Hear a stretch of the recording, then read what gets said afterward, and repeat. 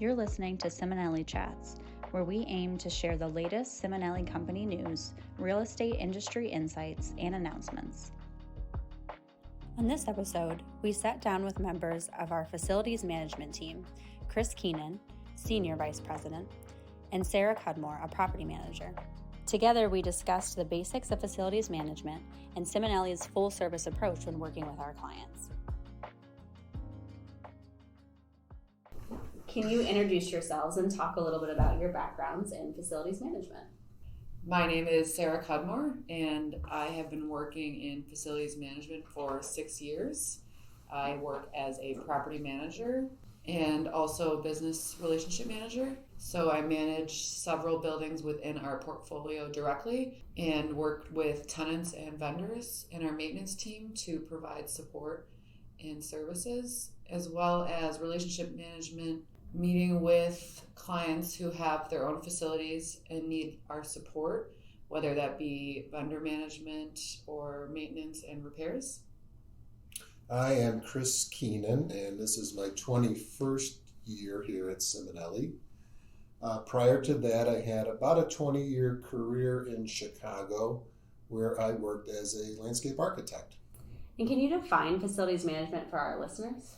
Facilities management is the process of maintaining your building from the roof to the curb and everything in between. So for us, that includes a lot of preventative maintenance and building inspections and checks to encounter any minor issues before they snowball into a bigger repair. We also work with a team of trusted vendors who can provide services that are more unique or specialized, such as replacing a rooftop unit or doing a major plumbing repair or roofing and things like that.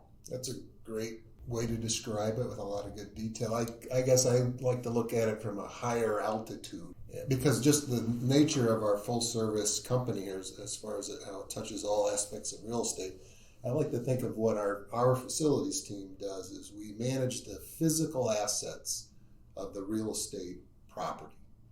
And that includes, as Sarah said, roof to curb, all those physical components. But I also think it's important that we are mindful about managing the environment in which our tenants and visitors experience the building.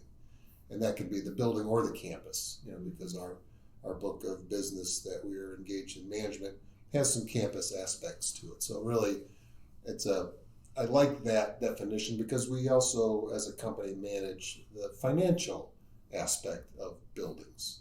So I think the physical aspect, is an important component of kind of where we focus our time.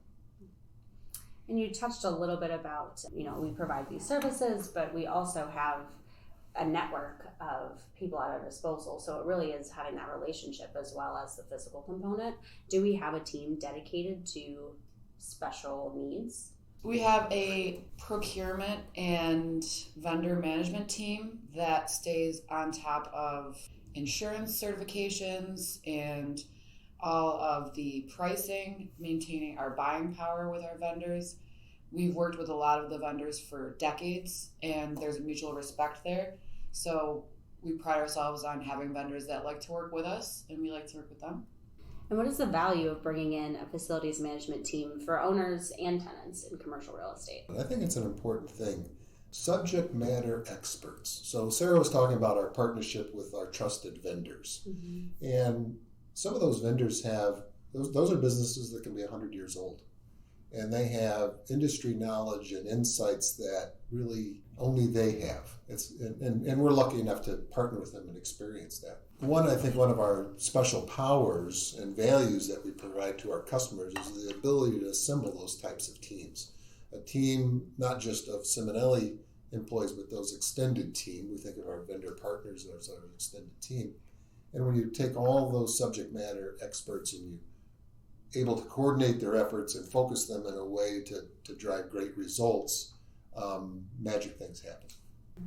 One of the biggest values for our customers is that they only need to call one number. So they call us and they get at their disposal the ability to fix any issue at all in their entire facility.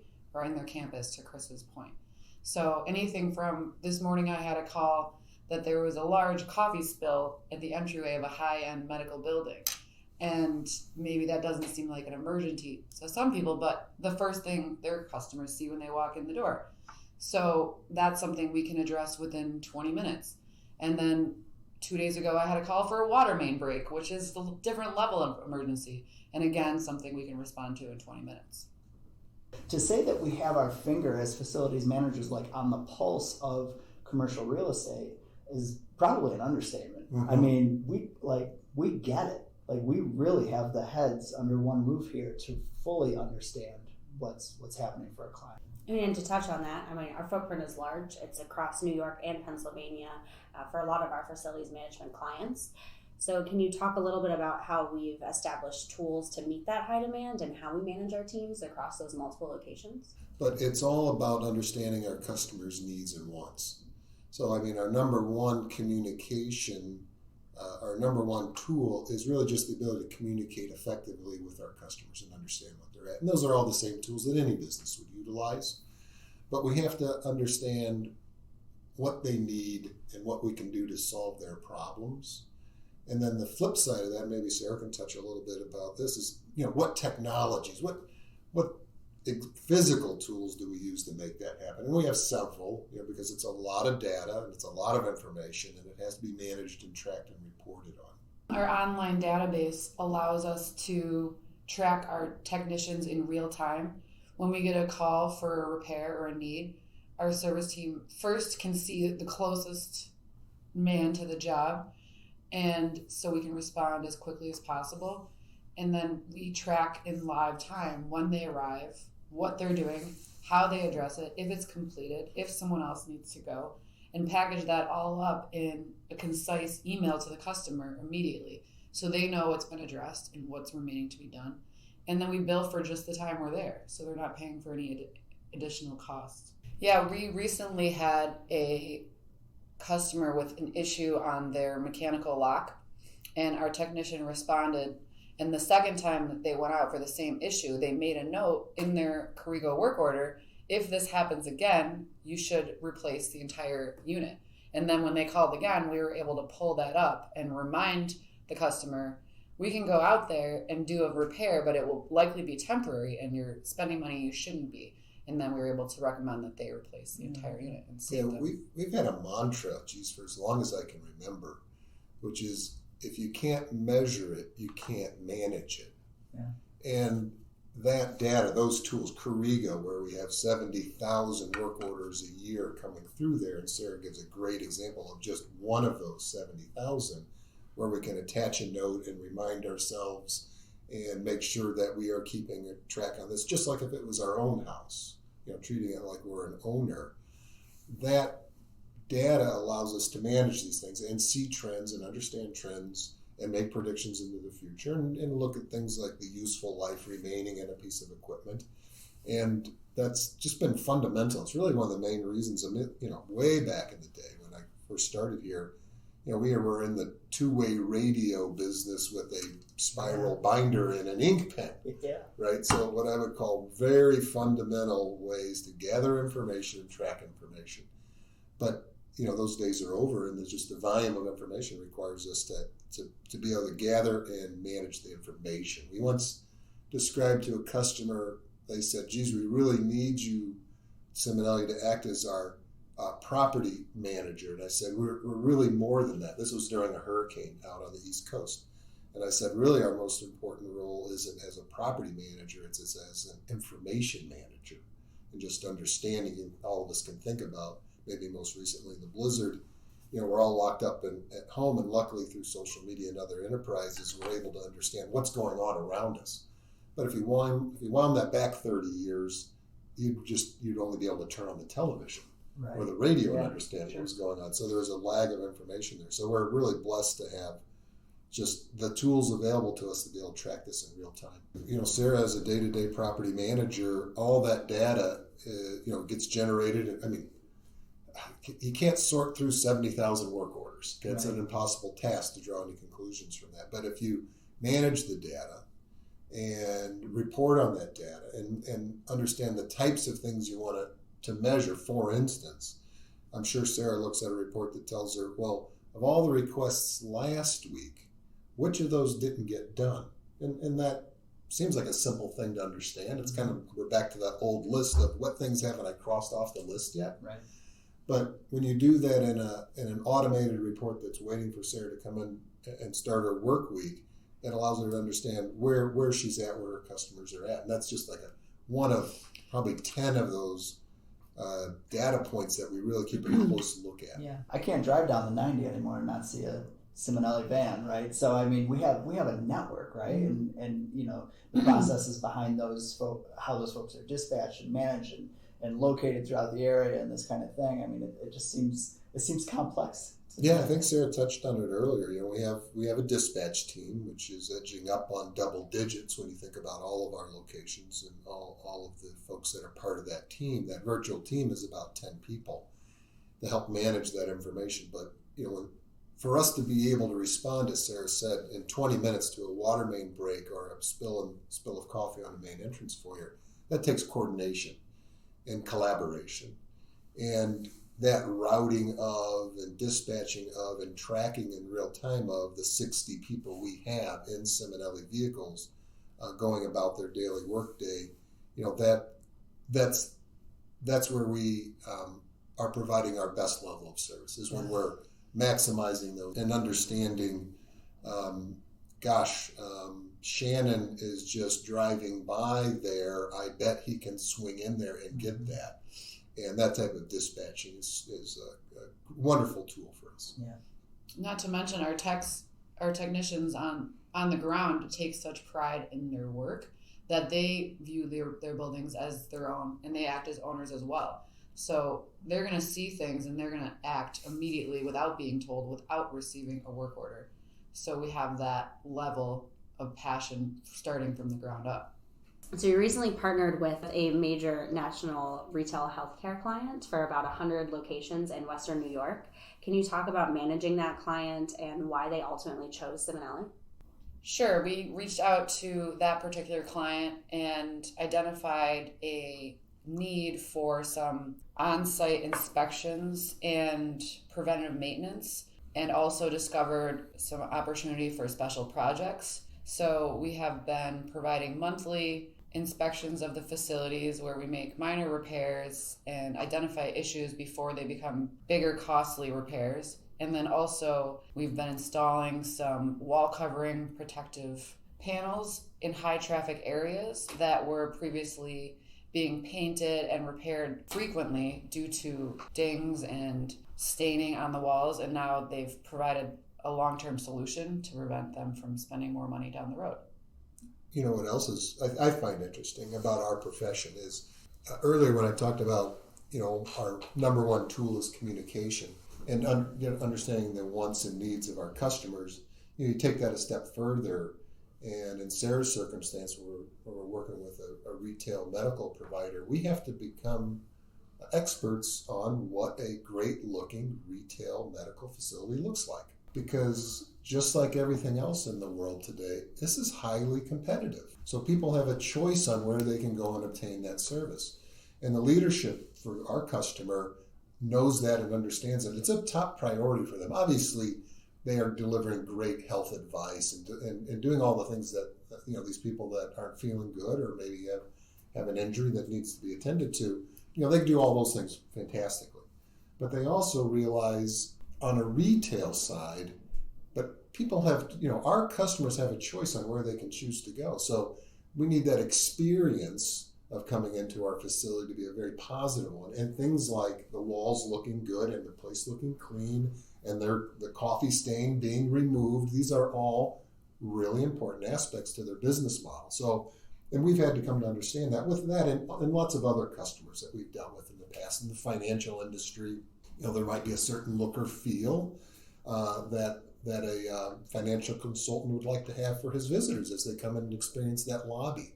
So, I mean, everyone is a little different, and it's up to us to understand what those needs and wants are, and to some extent understand the nature of the person's business so that we can be their best partner.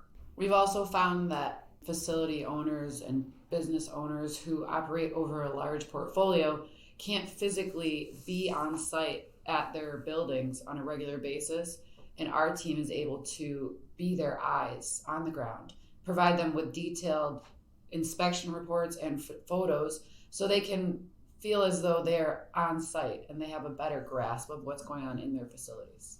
And also provide consistency. So just to that same point, if there's over 100 locations, their business model is they want the furthest east location. They have the same feel and effect as the furthest west location, even though the distance between the two may be a couple hundred miles.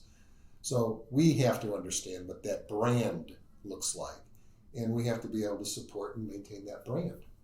I've touched that our service footprint has spanned across several states and is constantly growing larger, especially over the last 2 years. Can you talk about or tell us about some of the regional and industry-specific nuances that you've seen related to facilities management, and are there any changes ahead that we should know about?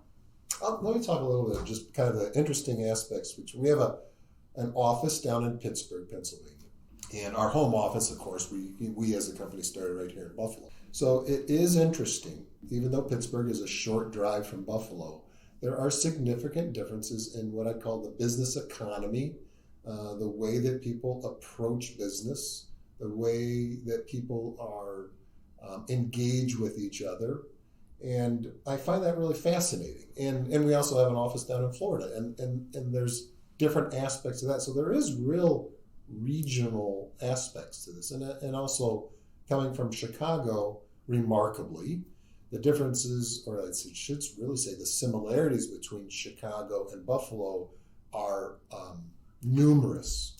I really, when I relocated, our family and I relocated to Buffalo 20 years ago, it was the same. A very Midwestern, very friendly, both wonderful environments. And so it is interesting. Sometimes the difference of geography, physical miles, are a small factor when it comes to kind of the difference in business philosophy from one area to the other. So a long-winded way of saying, yeah, there are real differences. And we see it just going up and down the 90 between us and as we transition out to Albany, let's say. There's just a different focus, certainly in our capital in Albany. Remarkably, there is a different feel to kind of what is important to businesses in the Albany area, and certainly the governance of the state of New York is a top priority there. And that does trickle down. And it's, I describe that more of a nuance. More tactile things. Certainly there are differences in pricing, and you'll find that.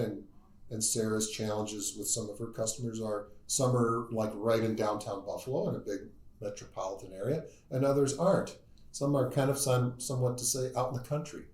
And the ability to secure vendors and find people that can provide those services is a little different. There aren't as many options, and that's been an interesting challenge for us. We've done a great job at that, of building those relationships, building those partnerships. But when there's fewer options, it does make it a bit of a challenge for us to kind of assemble our teams. I would say, in addition to some of the regional differences that we find with our customers, the industry differences are extremely fascinating.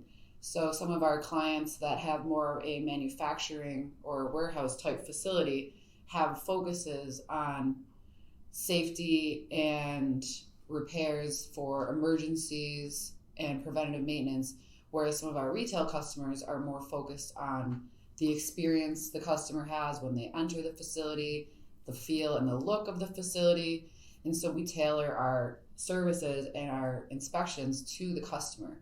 And we have a lot of interesting conversations internally on how to provide those services to the customer. Are you having any issues, challenges, or maybe even noticing some differences with the introduction of hybrid work over the last few years that is becoming, I think, most notably a change that we're seeing across the workforce? So how does that impact facilities management? Yeah, that's a wonderful question and a really timely one. COVID certainly had its impact. I think it escalated and just sped forward the environment that we're experiencing today, more of a hybrid situation. I personally think it moved things ahead about 10 years as far as speeding that up. But it was always coming, but we just got there a little faster. So a few of the things philosophically that we've seen is when employees are coming to the workplace, you want that workplace experience to be, I guess, a little better, more glamorous, a little more meaningful, trying to get as much out of that time in the office as we can as far as collaboration and also just the experience of going to work. So in some of our larger high-rise facilities where there's a bit more of a business community within one building, I would say events, learning opportunities, things in the lobby, opportunities for socializing. We have stepped that up a bit just to try to maximize and create a little bit better live and work environment within those buildings. So that's something that we've seen. The other thing that we are focused on, and I don't know that we've 100% gotten to where we needed to. So you'd say, well, gosh, is it cheaper to run the facility when there's less people in it? And the answer is maybe. And the reason I answer it that way is because if the hybrid work environment created people are in the office Monday, Wednesday, Friday, but not Tuesday, Thursday, just the economics of running the space, you could say, great, we're going to turn the lights off, we're going to turn the heat down, we're going to save some electricity, we're going to do a couple of things here that's going to actually reduce the operating cost. But that's not the hybrid model. The hybrid model is someone is in the office every day, and it's just fewer people each day. So we're working towards, and we will get there eventually with strategies to save operating expenses. It'll probably take a little bit of investment, the ability to kind of cordon off areas as far as heating and cooling and lighting, the ability to dim those down or turn those back. Mm-hmm. And I think that'll be something that'll be focused on in the years to come, so that there's a little bit of a strategy on how there can be some economics around the use of the space.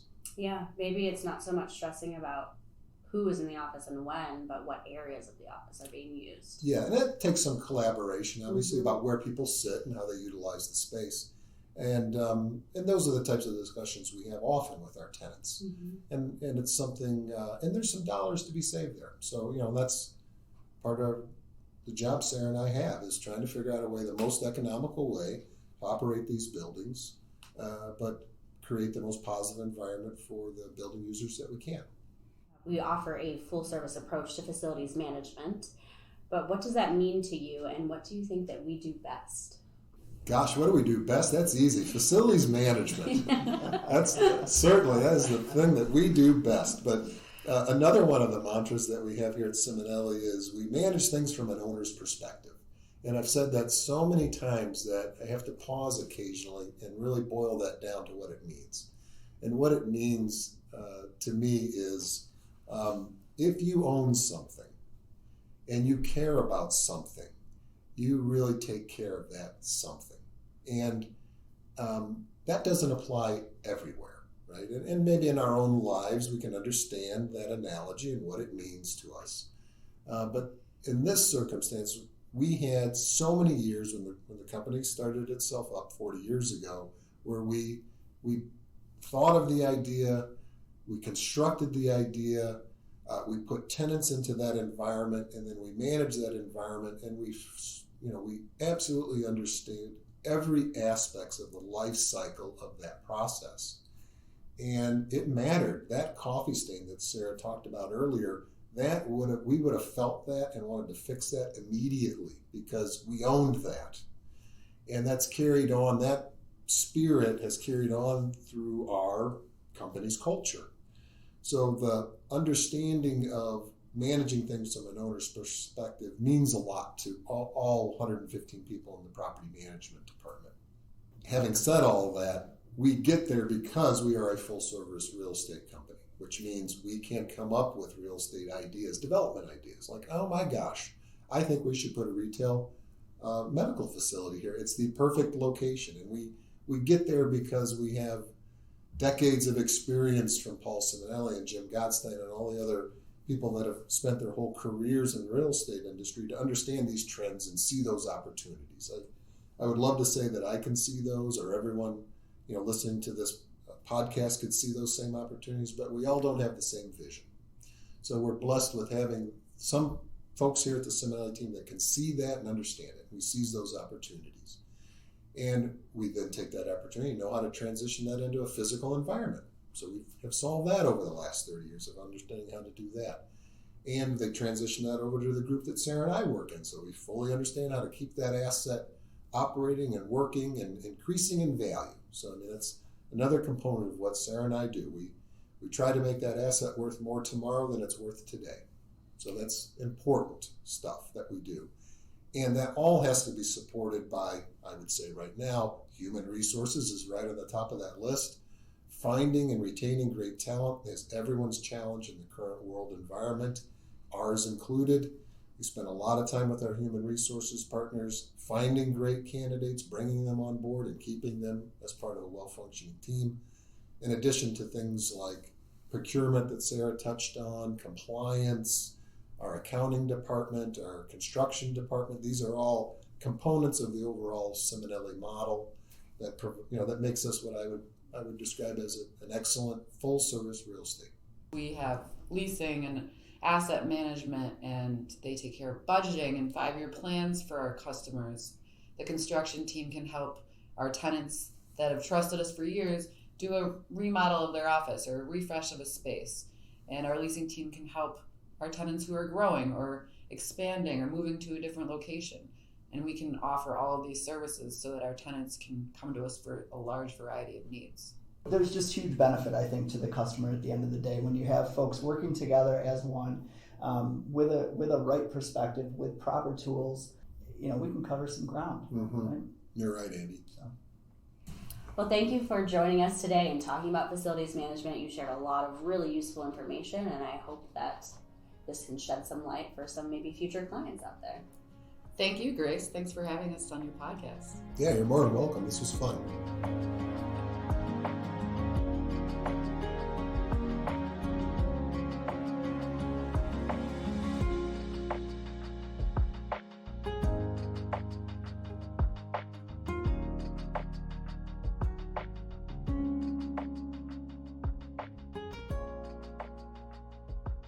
Thank you so much for listening to this episode. If you would like to learn more about facilities management, you can check out our page on our website at www.ciminelli.com/facilities-management. Another way to learn more is to visit our YouTube page at Ciminelli Real Estate. On the homepage, you'll find a section dedicated to facilities management videos to provide some easy and digestible information for clients or anyone curious about our services. Until next time.